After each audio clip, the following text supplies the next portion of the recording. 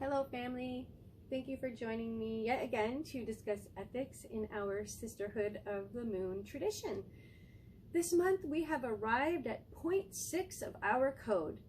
I do not engage in triangulation or gossip about my spiritual family members or our community. Further, I deal with any issues that arise quickly and directly and/or seek conflict resolution. Dear ones, this is a point that I really wish we could go without saying, but we are just not there yet as a society. Most of us were not taught how to communicate in healthy ways, and we carry a heavy burden of far-reaching and deep fear of what we perceive to be drama or conflict. Conflict aversion is sadly alive and well, especially in women, no matter how much we wish that this were no longer so. In our matriarchal community, we are dedicated to changing this, which requires a significant amount of bravery and trust from everyone involved.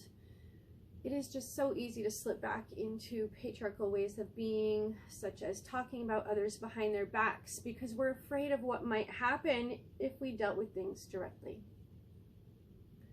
I don't think I need to go into why gossip is unhealthy, but I do want to address triangulation. In this point of our code, the word triangulation references communicating with someone other than the person we have an issue with regarding that issue. Communicating with someone other than the person we have an issue with regarding that issue. Over time, this causes significant trouble for the health of any community. For example, if I hear you talking about a problem you have with someone over and over and over again, my opinion of that person is going to change. It is going to be colored by your perceptions. You may not believe this to be so, but it is. In interpersonal communication, which is not part of a clinical setting, there is no such thing as being Switzerland. It is just not possible to remain 100% impartial, even if we are holding that as a mindful intention. This is why dealing with issues quickly and directly, instead of allowing them to fester and grow, is imperative. Being courageously transparent for one another is in the highest good of all. This doesn't mean that we can't process our feelings with others or that we can't vent, but it does mean that there needs to be some kind of limit on this. Venting should never go on and on and on for weeks or months or even years, decades. One of my most beloved and respected elders says 2 weeks for venting. 2 weeks. Tell the person you are holding space for that for the health of the community, you are willing to hold space for their venting for 2 weeks only. Full stop. After 2 weeks have passed, ideally the person you are holding space for goes to the person they have an issue with for dialogue, or you go together, or else you remind the person that you're holding space for that the 2 weeks have elapsed and that you will now be sharing what is happening for the sake of transparency and community health, and then please go and do that right away. And if you're in our community, please involve the Priestess Council whenever conflict resolution is needed. Please don't go it alone, dear ones. We are here for you. We are here for our community.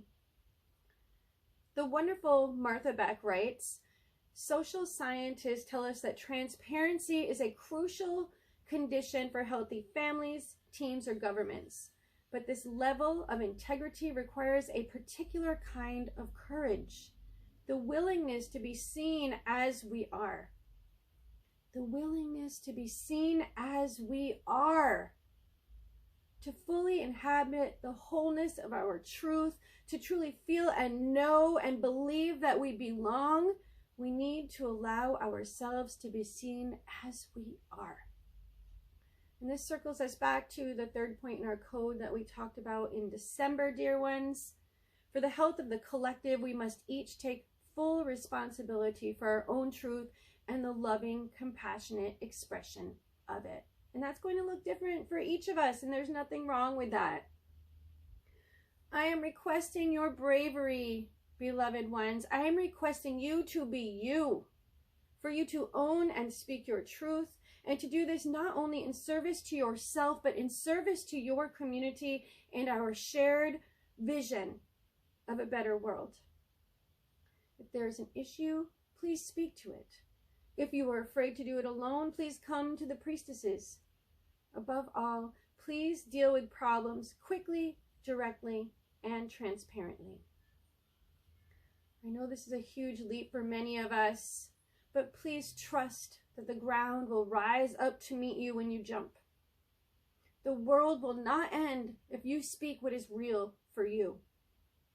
And you may even be most pleasantly surprised by the depth of connection you can achieve with others by showing up and being you in all of your messy and beautiful authenticity.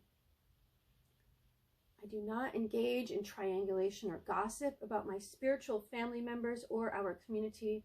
Further, I deal with any issues that arise quickly and directly and or seek conflict resolution.